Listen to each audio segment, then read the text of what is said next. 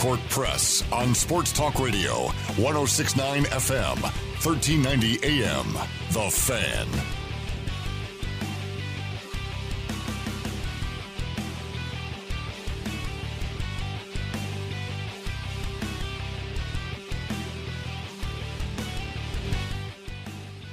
Happy 2020 to you all. Ajay, Salvesen, Eric Frandsen here on the Full Court Press, 106 on FM, 1390 AM. The Fan. Great to be back with you all, and hope you had a very safe and happy New Year and a very good holiday season. But it's back to the grind. The kids go back to school, and we go back to work. How was your one-day break, Eric? It was very busy, actually. Wasn't lounging around. Wasn't like kicking up the feet, anything like that. Lots of honeydews, because, all the Christmas stuff needs to be put away. And since that's being put away, well, let's clean out the storage unit or the storage room while we're at it. Oh, yeah. It just adds up the list, right? It's like, well, since before we're doing I know this, it, I let's turn do around, this. it's like 6 o'clock. I'm like, where did the day go? Yeah. And then you realize you got to come back and do a show the next day. And it's all right. We got work done. It was good. Well, we have a lot of work to do today and a big show for you all. 435-339-0321 if you want to text in and be a part of the show. Again, 435-339-0321, 435-339-0321. You can text into the show with your thoughts, and you'll have a chance to share plenty of them here as we get going into the show. Your thoughts, your concerns, questions about topics, whatever you want, whatever's on your mind, go ahead and text us in. Your message and data rates will apply as is to your contract service with whoever you are with. 435-339-0321. Eric Frandsen, I'm Ajay Salvesen. Adam, is it? Hey, by the way, our intern, is it Adam? I keep forgetting his name. Hasn't changed it since the last time he was here, so I'm assuming it's still Adam. Adam Lurcher. I know, and I swear to laugh, I keep forgetting his name. He's our intern, though, but he's here today. He needs one of those tags. Hello, my name is. Yeah, Eric, that would be helpful if we're going to have interns or just say here. Like, I'm the intern. We need to know who they are, so I don't have to come on the air. Hey, Adrian's here. Who's Adrian? You'll hear from Adam here, and later in the show we'll get ready for our pick six, in which Eric, by the way, is 10% interest due. That's right. I owe you. Yeah. I'm going to claim the holidays throwing me off. The holidays. There's some Eric, you didn't even candies do anything up front that were dropped off and then dropped on the floor 3-4 weeks ago. Can I use that? Sure. Well, why not? Since it's been a lazy week for you, why don't you do a lazy job of getting me a gift for pick six? Though, by the way, those socks have come in handy. They look good on my wall. So thank you. Is that where you, when you took them off, you just threw them against the wall? No, and what I did. Stuck there? Because you wore them for so long? I nailed them to my wall. Why would you nail socks to your wall? For my part of my wall of fame. Oh, because this was a gift from Eric. I'm going to put it on my wall to remember his generosity. I also framed the pick six that I won. that one time? Yeah, that's right. That's right. 435-339-0321 if you want to text into our show. A lot to get to today. Utah State is ran out of the Strip of Las Vegas by the Runnin' Rebels, 70-53 in a game that wasn't even really that close, where Aggie's offense just didn't look like they showed up at all. Kind of a hangover night for the Mountain West Conference because two of the top three teams in the Mountain West lose to two teams that have losing records. UNLV comes out of there with a big win. San Jose State, the other one, getting a big win over New Mexico. Aggies get ready for the Aztecs on Saturday night, 8 o'clock. That game, their tickets are extremely limited. So if you're thinking about going to the game, you need to quit thinking and hurry and get yourself to the ticket office ASAP. Right, better jump on it. Yeah. Aztecs 14-0 on the season. They are 15th in the country right now. They are saucy on offense. They are gritty on defense. This team is going to be an absolute headache for the Aggies. And if the Aggies do anything of the repeat performance against UNLV on Saturday night, they're going to get run out of their own gym by the end of the first half because the Aztecs are one quality basketball team right now, Eric. I don't think Craig Smith with Utah State has lost back-to-back games. That is correct. So I think his team does a good job, and his coaching staff does a good job of giving everybody dialed in and focused and turned around like they need to. So But how much of what happened last night, we'll get into more of this next hour, but how much of what happened last night do you think was the players maybe looking past UNLV to that big game coming up on Saturday? I'd say let's go on a percentage scale. I'd say 80%. Look, I asked Coach Smith on Monday, hey, are you worried about with the holiday being here, you guys being in Vegas, but then not only that, but San Diego State coming to your house on January 4th? I mean, how are you guys able to focus on UNLV, and how is that going? He said, look, we had an average practice yesterday. We had a good practice today. And so, there was concern, and you've always heard the cliche, right? You play how you practice, and they didn't practice that great, and they paid for it dearly against UNLV, who came in looking like a desperate basketball team. Look, out of the 7,000 fans that were there at the Rebel Stadium at the Thomas & Mack Center that night, I'd say maybe less than 1% thought they were even going to be in that game by the second half. All of a sudden, they're up by 20. And that place was electric. It was loud. It was active. The crowd had something to be into. And again, Utah State's offense just never got going, and it turned into a disaster really quickly. And when you give the Rebels that much confidence, they're going to run with it at home. It was a New Year's alarm, really. What it was for Utah State. They were awakened. Whether they can respond to that against as good as Nevada was last year, this San Diego State team I think could beat that Nevada team last year. That's how good the Aztecs are. This team is really, really good and really sound offensively. They don't beat themselves. And I know San Jose State took them to the wire, but they continue to find ways to win, kind of like the Aggies of last year. But the sad part, and like you said, we'll get into it more, but the sad part is I think last year's basketball team of the Aggies would throttle this year's basketball team right now as it is. I think they would throttle them by 20. Well, last year's Aggie team would have had Neemias Queta as a starter. Okay, fine, put Neemias in there right now, and they still beat them by 20. I'll take Quinn Taylor over Trevin Dorius. Okay, I'm trying to think what's the real big difference between this year's team and last year's team. Alfonso Anderson versus Quinn Taylor. Is that the difference? I'll say Quinn Taylor versus Trevin Dorius. Quinn Taylor versus Cuba, to be honest with you. Okay. Yeah, and Quinn, experienced. He was older. He was a senior. He could take it outside and shoot the three every now and then. But look, somebody said it last night on social media, and I think it is absolutely correct. Sam Merrill is the best Aggie basketball player, but Neemias Queta means the most to the team. He's the most important player. Right, he's the most important player for the whole team. I think that is exactly correct. Sam does a lot of great things, and it's not a knock against Sam, but the intangibles of Neemias and what he does when the ball's not in his hands, I think it affects everybody else around him. So this team really needs to have him back. They need Sam Merrill to be healthy. He's just not healthy. I mean, even after that many days off, you could just see him still kind of lumbering around a little bit. I just don't know what's going on. You just saw some really bad turnovers last night. Panicked offense, at times lazy defense.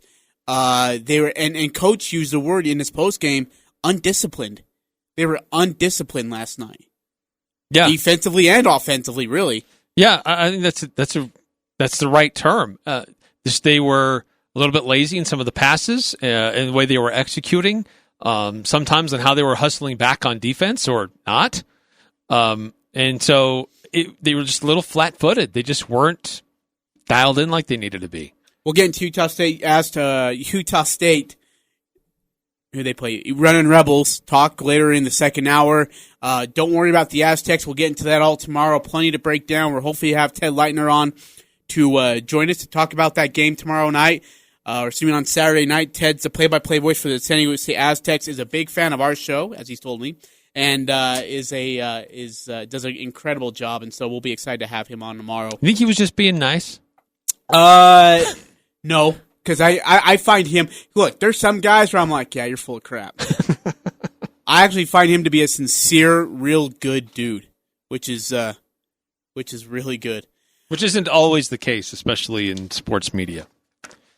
There's a lot of prima donnas out there. Let's get into this. First thing first, last night, or yesterday, yesterday the news came out. David Stern, the former commissioner of the NBA, had passed away. Many call him the greatest commissioner in sports history based on everything he was able to do.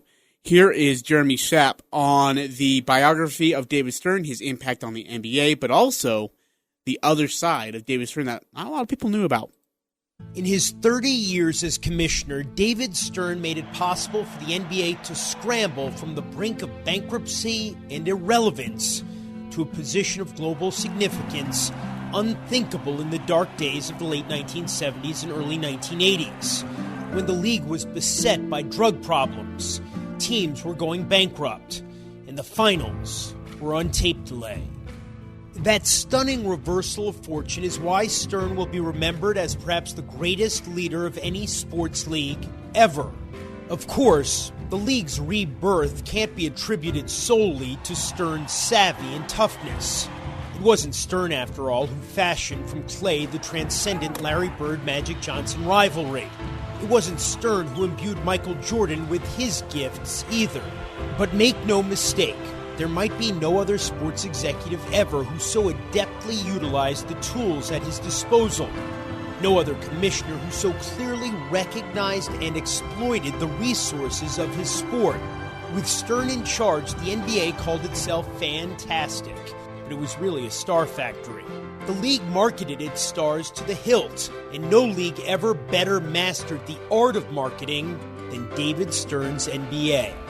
At its inception, years before the advent of the internet, not to mention Twitter or Instagram, the Slam Dunk Contest was a phenomenon, a must-see event created by Stern's lieutenant Rick Welts. People too young to have seen Jordan versus Dominique in the heyday of the competition can hardly fathom how big a deal it was.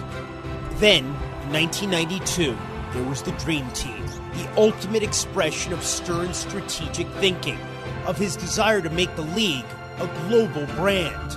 With Jordan and Magic and Barkley all in Olympic uniforms, the world was suddenly safe for Stern's unique brand of basketball diplomacy and capitalism, with the entire planet turned into a marketplace for NBA TV rights, and eventually LeBron James jerseys. 10 years after the first Dream Team won gold in Barcelona, Yao Ming was the top overall pick in the draft. This was not coincidence. In its own way, Yao's arrival was a milestone on the same order of magnitude as the Magic-Bird rivalry and the rise of Michael Jordan. There is a good reason why David Stern had a seat on the Council on Foreign Relations.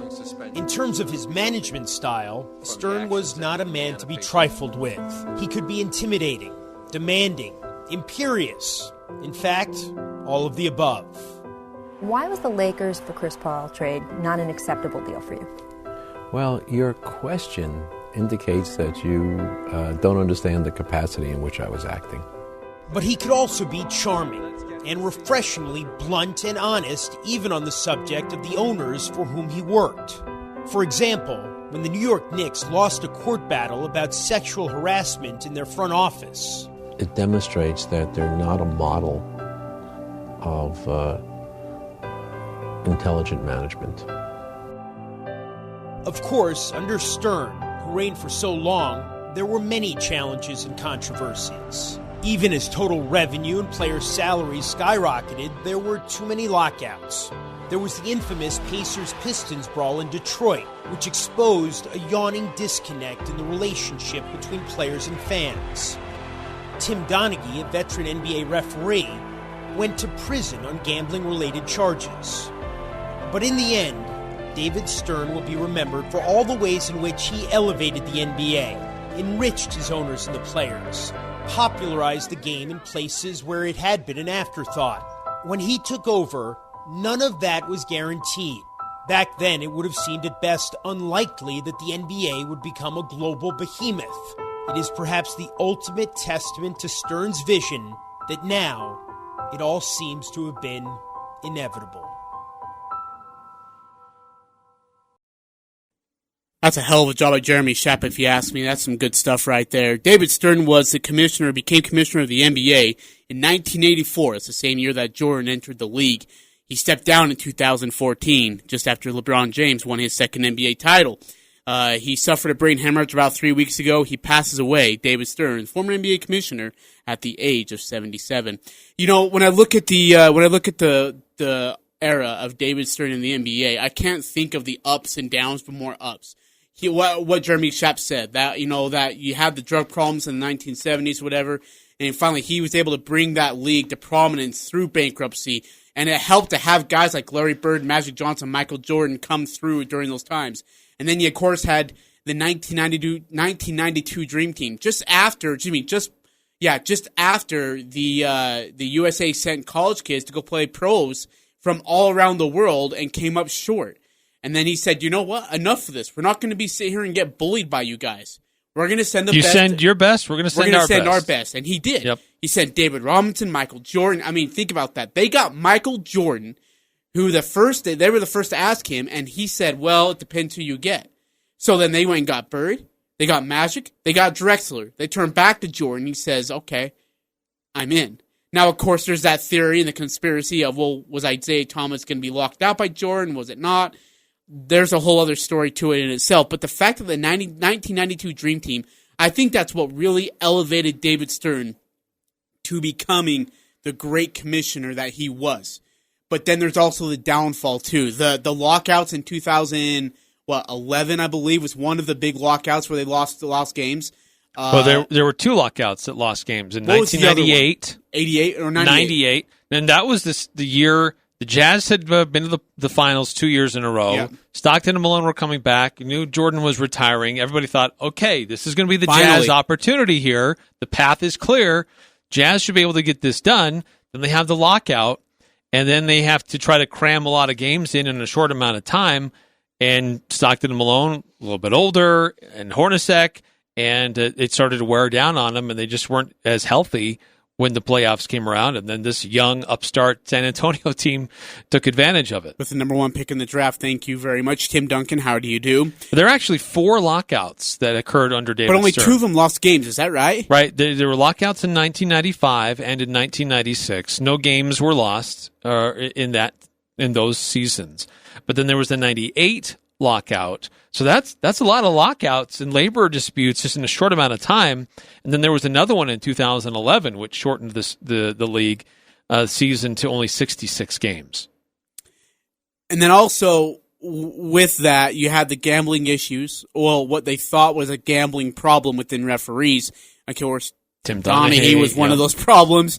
Ends up going to prison for it. And then on the other side of it again, you see the global market. Like Yao Ming, he saw Yao Ming, and it wasn't just. And I love what Jeremy Schaap said. It wasn't a coincidence that all of a sudden Yao Ming was the number one. Was he the number one pick in the draft? Right, right for the Houston Rockets, and then all of a sudden, it just becomes this international, global phenomenon. Well, it was already getting there. I mean, the Dream Team really helped with that a lot. Sure, and all of a sudden, these stars that were starting to emerge, that other countries are starting to be aware of. Dirk Nowitzki was one of those. International, an Olympic Nash. player. Everybody internationally watches the Olympics, and oh my gosh, they're playing against our guys, our team. Look how good they really are. So that elevated NBA internationally. Dirk Nowitzki was a big international star that I think helped with a lot of things.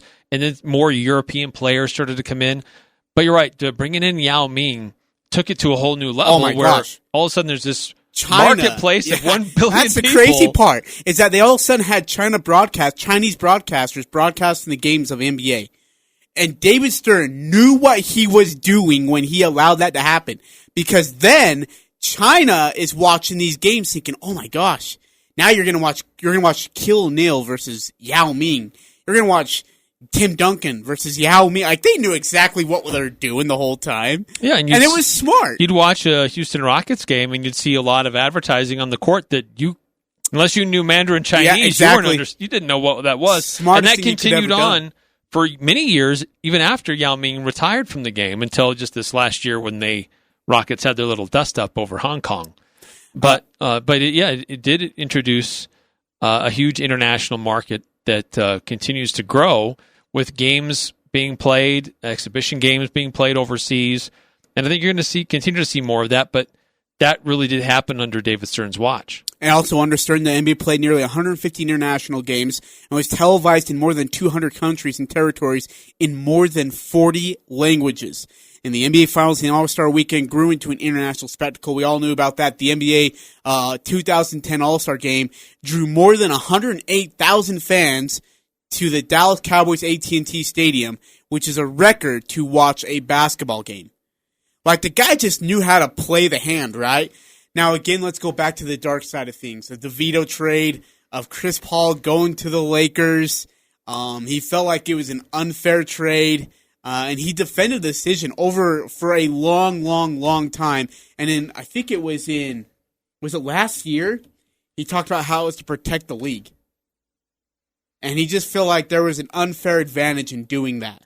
And the Lakers still have this bitterness over it. As much as they were given like just so much room and space and freedom during those 0-1 and 0-2 Western Conference Finals where they got every call in the book to beat the Portland Trail Blazers, to beat the Sacramento Kings, which is the best team to ever not make the NBA Finals.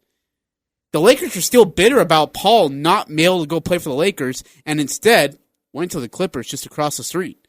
And then you also have the Magic Johnson HIV thing, right? When he allowed Magic Johnson, who had announced that he was HIV positive, and allowed him to go play in the 1992, not only on the Dream Team, but then also got to go play in the All-Star game as well. And was an MVP. Right. Well, yeah, it was an interesting time where not a lot of people really understood HIV. Yep. It was a scary word. I mean, it's still a very serious the potential disease with AIDS, and there wasn't a lot that was understood at the time. It was becoming more and more people were aware of it. And it was becoming this thing that people were hearing more about. But even Karl Malone, people asked him, "And would you feel comfortable playing against Magic Johnson?" Yeah, dude, he was like, "I love Magic Johnson, but I'm nervous because there's sweat, there's spit, there could be blood. You scratch a guy, and you all of a sudden you contract the same disease." So there was a lot of fear at the time about what that would mean to other guys in the league. And it wasn't anything against Magic Johnson as a person. There was a lot that wasn't quite really known about the disease at the time. Just that it was, if you got it, it was a death sentence. I mean, it's a very different story now. Magic Johnson has been very healthy and has really, at the time, beat the odds. But, there was a time where David Stern said, look, we still recognize the value of Magic Johnson. He's still pretty significant dynamic personality that people recognize with the NBA. We still have to use this guy somehow, and was able to work some of those things out to still have him involved. By the way, side tangent, I feel like Karl Malone got a really bad rap for that because he didn't come out and say, yeah, I'm never going to play with Magic. I can't stand the guy. He's gross. He actually gave respect to Magic, gave condolences to Magic about what he was going through, and then politely said, I'd rather not. It wasn't like he came out and just blasted Magic underneath a bus. Give me a break. Like, that has been the most, I guess, oversold thing about Karl Malone. Because he got such a bad rap for it. And it was just horribly told on every angle from national media perspective. Yeah. Well, like... Sorry, that always bothered me, though. Yeah, well, and like Magic Johnson has said this within the last 24 hours in his comments about David Stern that he's shared on social media platforms. He says that people thought that they might get the virus just for shaking his hand, because it was just not really understood exactly what it was, how you got it, how it could be passed, and that was very, very much the case among other athletes in the NBA. It was not a negative thing against Magic Johnson. It was just there was uncertainty about what that disease was and how they could get it. Again, but he was very outspoken. Oh yeah. There's a lot of people that have strong opinions about him, about how he decided to handle discipline for certain players. And Rasheed Wallace was always on his short list of players. The Malice at the Palace, Right. was really an interesting one. That's true, Ron Artest. But the thing that stands out to me when the NBA was, as it was starting to grow and be more in people's mindsets, he was able to negotiate and utilize the star power of the league, and the TV revenue went from $10 million a year to about $900 million a year. Just an incredible jump. Oh, wow.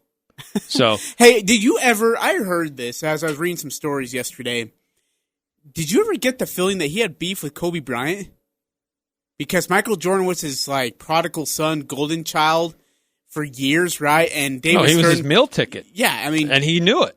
but then Kobe Bryant came in and kind of was just trying to steal the thunder and take over the game and the league, and David Stern wasn't really into that.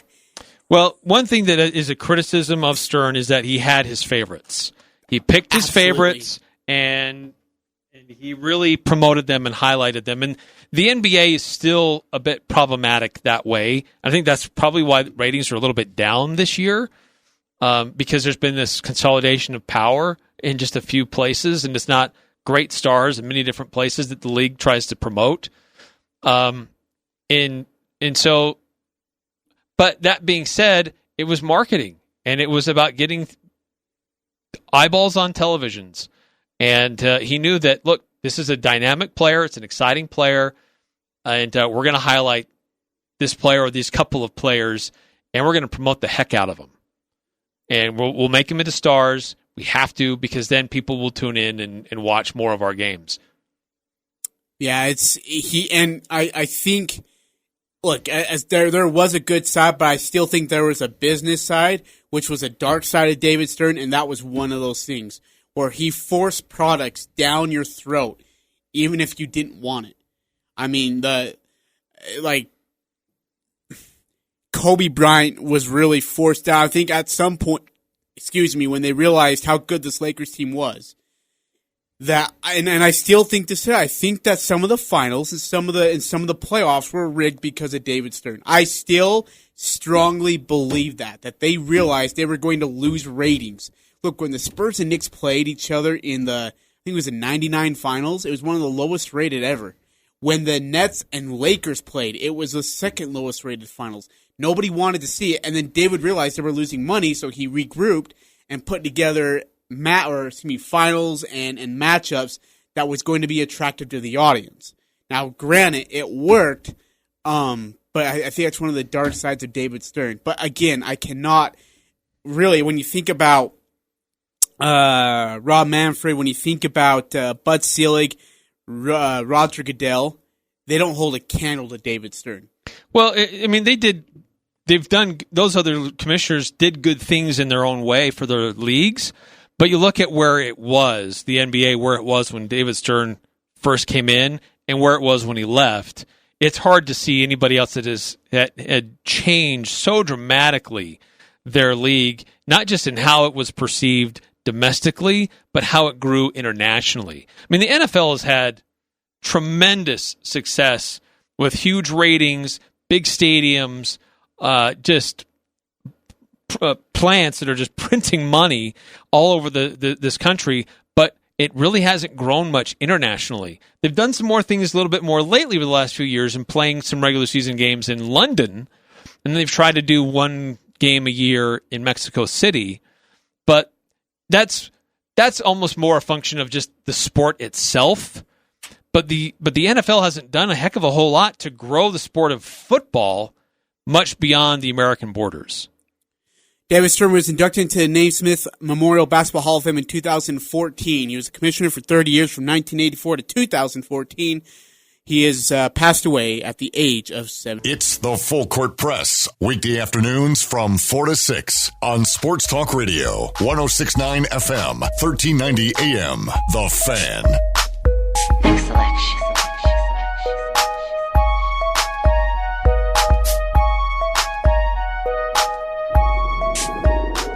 Eric Frandsen, Ajay, Salvesen, the Full Court Press, 4:34 your time here on a January 2nd of the opening of 2020. Grateful to have you along joining us here on the ride On 106.9 FM, 1390 AM, The Fan. Don't forget, you also can find us on a stream on 1069thefan.com.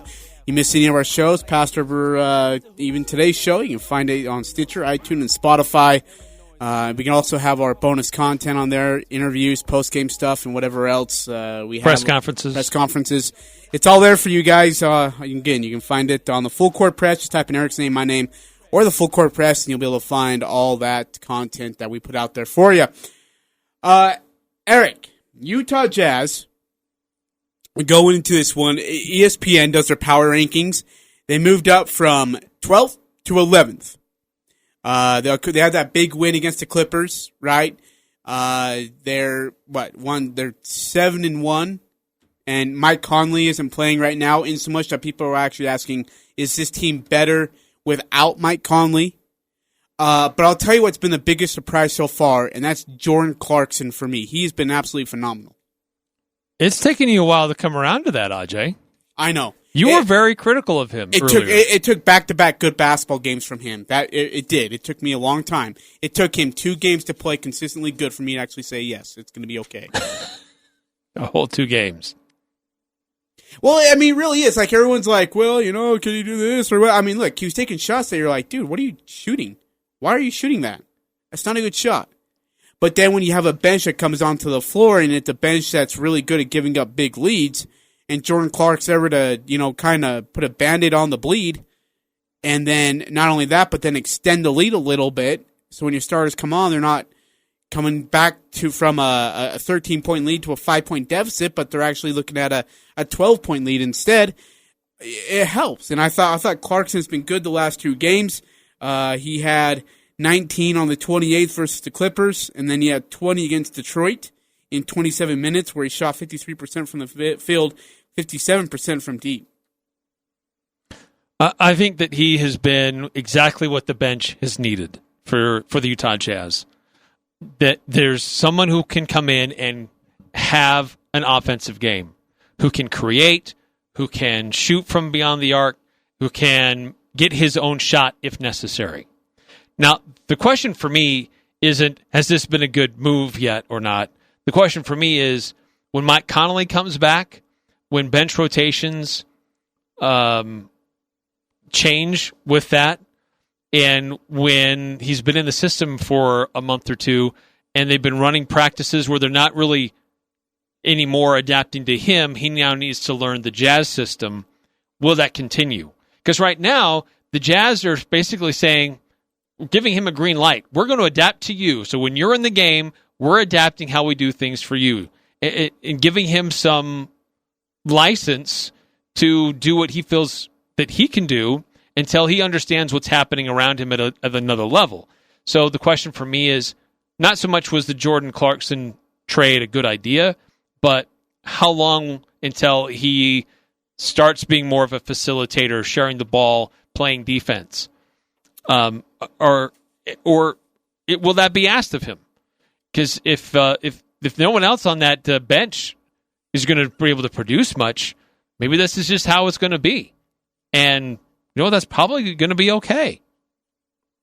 Utah Jazz, Chicago Bulls tonight, about 6 o'clock. We'll cut into about 20 minutes of our showtime. Jazz looking to continue their nice little win streak here against really bad basketball teams. My question to you, though, right now at this very point in time, and this isn't honest, this is your question, Eric, is the Jazz better without Conley? I saw something earlier today that Bojan Bogdanovic, his numbers they were better with Conley than he's been without Conley. I think that there's 2 things at play here. The having Joe Ingles in the starting lineup has really sparked his game. He's now shooting like some crazy 56% from beyond the arc right now. But I think his game has improved with being in the starting lineup. He's more of a facilitator. He's finding his shot a little bit more. I think that Mike Conley in the game does help the Jazz. I think having him available is better than having him not available. It's kind of fool's gold right now that the Jazz look like they don't need him, but they're playing against a lot of bad or mediocre teams. the LA Clippers notwithstanding. So I think that the Jazz have the potential to be a better team with Mike Conley. I just don't think that it's really sustainable long term if you run through a bunch of really good teams, not having him in the mix. But how long he'll be out, that's another problem. Is how long is he going to be out? Are we looking at a Dante Exum situation where he's out for like 3 weeks, comes back, then can't go? So he's out for another 3 weeks. I mean, we are spending a lot of money on a guy that you're hoping. And by the way, they have to pay him a bonus of $34.6 million if he plays over 54 games this season. For Mike Conley? Yeah, there's a. He might not hit that. That's the crazy part. Is that we're almost to the halfway point. We're about a month off from being to the halfway point. Well, it's still over a month off from being to the halfway point of the NBA basketball season. But there's a bonus in the contract that was, what would you say, rolled over to the Jazz to when he now plays for the Jazz, that if he was to play 54 games this year, it's a $34.5 or $34.6 million bonus in his contract. You're looking at 66-something million for him playing basketball for us. But for a guy who hasn't been healthy for a big chunk of the season, really, to be honest with you. Nonetheless, Utah Jazz right now. Yeah, but honestly, Ajay, he didn't have an injury history before he joined the Jazz. It's not like this was a guy that. So then, what's going on here? They were taking a big risk. Would he be able to play or not? It just sometimes freak injuries happen. I mean, look what Gordon Hayward's had to deal with the last couple of years. The Boston Celtics wouldn't have made that deal if they knew they'd only get him for half of a game that season. So just sometimes injuries happen. So it's not that something you can plan for. There's some guys they're injury prone. The Cavaliers, they know they're getting something risky out of Dante Exum. They don't know how long they're going to get out of him because he hasn't proven that he can really play a full season because he's injury prone.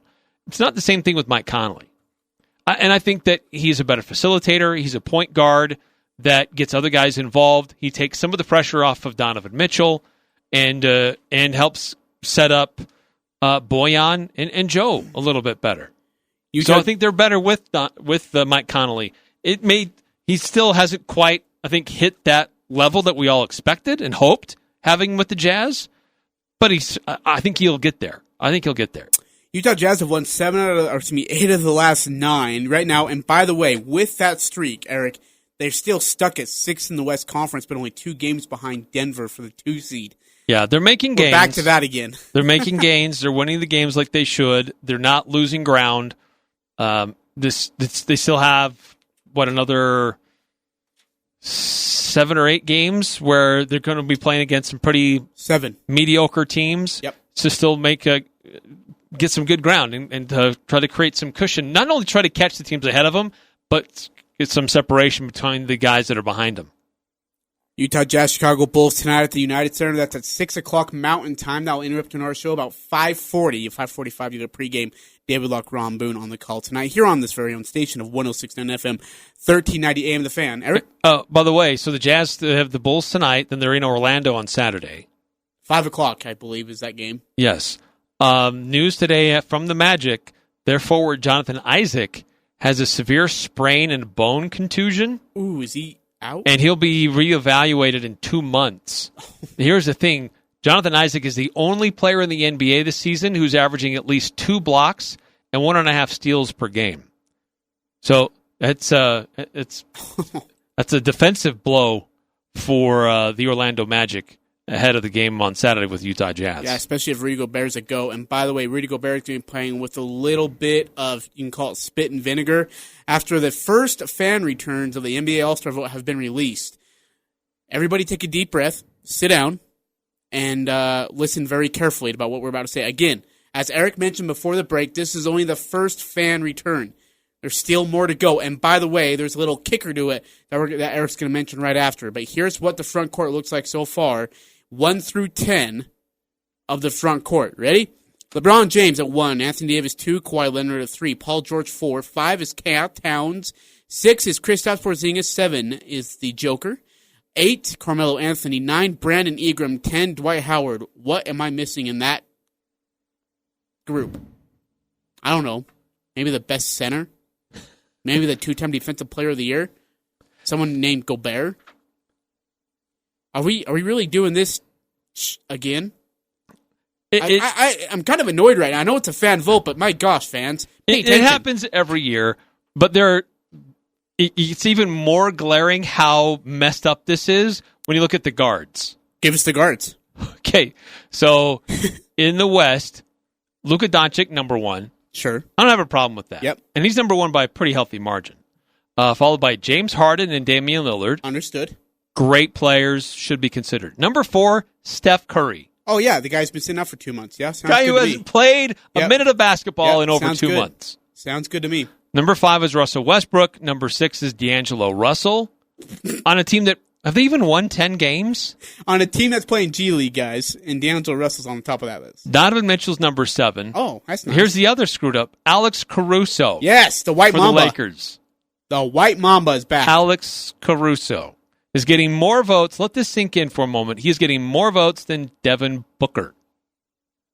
John Morant is number 10, the rookie in Memphis. Now let's break this down for just a minute. We've already kind of mentioned the caveats to each of this. Stephen Curry's been out for 2 months now. 2 months. This is like a Vince Carter thing of about 10 years ago, 15 years ago or so. Where he had been injured and hadn't really played at all that season, and he still was a starter. Do you and I was like 3, 4, no, maybe, and help me out here, Adam, our intern. I think Allen Iverson was 4 years ago when he was playing for the Pistons. Was voted as by fans voted as a starter at one point, playing for the Pistons. Allen Iverson, who had played 7 games going up to the All-Star game, man, was being voted as a starter by the fans. It's a popularity contest. It's what it is. It's what it's always been. If it involves the fans, it's a popularity contest. Now, give us the kicker to all of this, because there is a little promotion, if you want to call it that, with the voting, and it's today. Is that right? So today, you can vote every day. Fans can go log on and vote every day. But today, your vote counts twice. It's a double vote. And I believe there's 2 other days, maybe 3 other days this month where if you vote, it counts as a double vote. Voting ends midnight, January 20th. And they're going to do it like they've done it the last year, where they'll have team captains. So the number 1 vote getter gets to select who he wants to have on his team, regardless of east, west, whatever, guard, forward. And then from there, the coaches select the reserves. But it's not just the problems aren't just in the West, Ajay. Yeah. There's a problem. There's a big glaring error in the East as well. The front court looks like this. Of course, the freak Giannis leads by a very healthy margin over Joel Embiid, who sits at number 2. Pascal Siakam. It's the biggest margin. Yeah, biggest gap easily between number 1 and number 2. Pascal Siakam's at 3. Jimmy Butler's at 4. Jason Tatum 5. Here's where things get a little bit, drunk. 6 is Taco Fall. 7 is Bam Bam. 8 is Gordon Hayward. 9, Andre, Mr. Ike, to elbow people in the back, Drummond.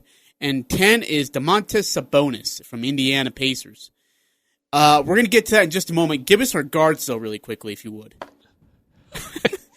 Okay, we'll get back to Taco Fall in just a moment. Trae Young is number 1 for the guards. Now, followed by Kyrie Irving, who's also been hurt for quite a while. Kemba Walker is number 3. Just a little bit behind Kyrie. That's actually very close, the votes between those two guys. Derrick Rose is number 4 from Detroit. Zach LaVine, who the Jazz will face tonight in Chicago. Ben Simmons is all the way down at number 6. That's surprising. Jaylen Brown is number 7. Kyle Lowry's at 8, dude. At 8. Bradley Beal at number 9. And then Spencer Dinwiddie at Brooklyn is number 10. I mean, why don't we let who's that guy who went from the Nets to the Lakers, Adam? No, from the Nets to the Lakers. From the Nets to the Lakers? Yeah, he played for the bald guy. Talks smack, sucks at basketball. Has a headband on him. Who is that? Jared Dudley. Oh, dude, Jared Dudley. why don't we just put him on the list? Why not?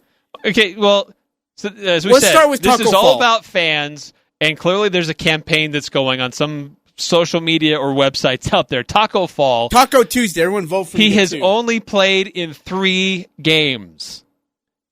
And in those 3 games, he only averages 3.7 minutes per game and 4.3 points per game in those 3 games. And he's getting more votes than many other guys that play a lot more minutes and mean a lot more to their teams. But like we said, this is the first returns. It is just a fan vote, and it's a popularity contest. Unfortunately, part of the NBA is there are a lot of casual fans that really don't pay attention. They see a highlight. They see a guy that makes a great dunk. Oh, that guy's awesome. He should be an all-star. Because of one play, he looked really good. Yeah. And they don't pay attention to everything else that goes on the court. And so there's a lot of misinformed or casual or lazy fans that just, oh, yeah, I see him doing commercials, so he must be good. I like him. I'm going to vote for him as an all-star. I like his shoes. Alex Caruso, he's a bench guy. What the fetch is the freaking Taco white Fall's mama played in doing 3 on games. there? He's an all-star. He belongs on a church ball team, for crying out loud. I mean, I'm holding a Diet Dr. Pepper in my right hand, but I'm looking at this thing like I'm drunk. Like, what in the world is Cat Towns doing ahead of, well, anybody? What is Dwight Howard doing on the list? Why isn't JaVale McGee on the list then? Might as well put JaVale McGee on there. It's just sad that, Donovan Mitchell, and this is true to honesty, Donovan Mitchell may not make the All-Star team. He will. But not as a starter. Not as a starter. Because he's not there yet. I mean, there's so many dynamic players in the West. I think that he will make the team. But he'll have to beat out some pretty good players to get there. All right, we'll take a break. Coming back, we'll wrap up the first hour. Get you ready for the second hour. It's all in the full court press. Eric Frandsen, Ajay, Salvesen, 106.9 FM, 1390 AM, The Fan. It doesn't matter who you root for. The Full Court Press has all the high school sports covered. The Full Court Press. Connect with us on Facebook, Twitter, and online at 1069thefan.com.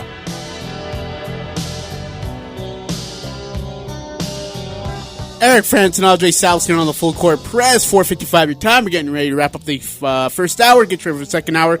All Utah State talk. Aggies fall in a runaway to the UNLV Rebels. Final score 70-53. We'll break it down for you and get you ready for the Aztecs. Just a little sneak peek and a little bit of an appetizer before tomorrow.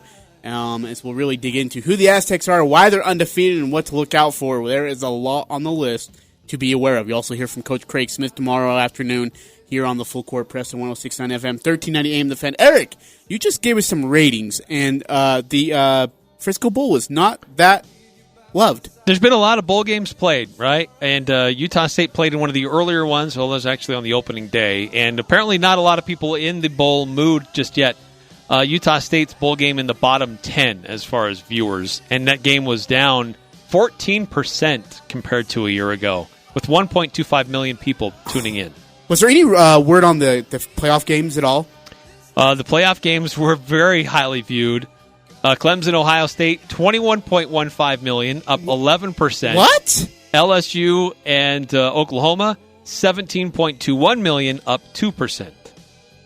So, yeah, a lot of attention on the college football playoff semifinals. And rightfully so. We'll get to some of those New York State bowl games as well in the second hour. Aggies as well. And Pick 6 coming up here on the second hour of the Full Court Press.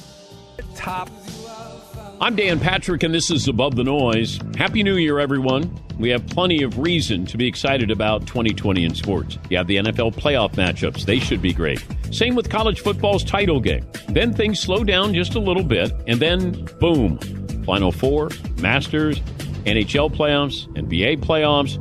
The Tokyo Olympics kick off in July. That'll take you through the summer, and before you know it, we'll be back into football and the baseball playoffs. Man, it's amazing. We have time for anything else in our lives when you start to think about it. This is probably a good time to be grateful. What else do we have to fill out our calendars with? You may have weddings or graduations or big things like that, but that's just you. We all get to share in Super Bowl Sunday. Tiger chasing another green jacket. LeBron trying to take the Lakers to a title. So let's get started in 2020 in sports. I'm ready to go. And I get the feeling most sports fans are right there alongside of me. I'm Dan Patrick, and this is Above the Noise.